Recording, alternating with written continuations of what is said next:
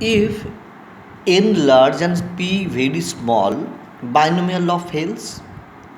In this case, we consider np equals to lambda as a moderate value and convert the binomial law to Poisson's law, which is given by p lambda equals to e to the power minus lambda, lambda to the power r by r factorial. Now the question is that how we are getting this formula? It is nothing but the application of statistical definition of probability on binomial law.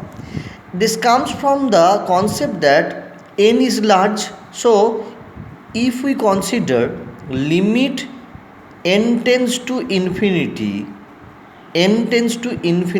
ncr p to the power r q to the power n minus r, then we get pr.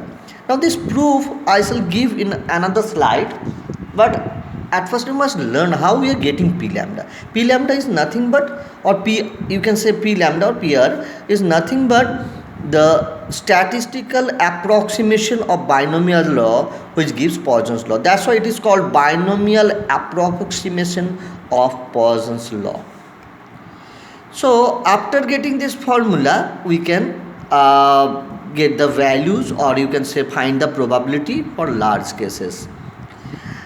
A small note on this: naturally we must have some question in our mind when we are going to use binomial law and when we are going to use Poisson's law. Exactly, binomial law, some result shows that binomial law is applicable only when n is less than or equals to 30. So it is n less or equals to 30. If n is greater than 30, then we must use Poisson's law.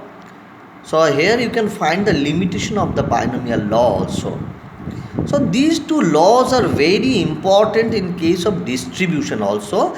Later on in the next slide, we are going to discuss about the distribution, how they comes from this type of laws and how we are going to use them.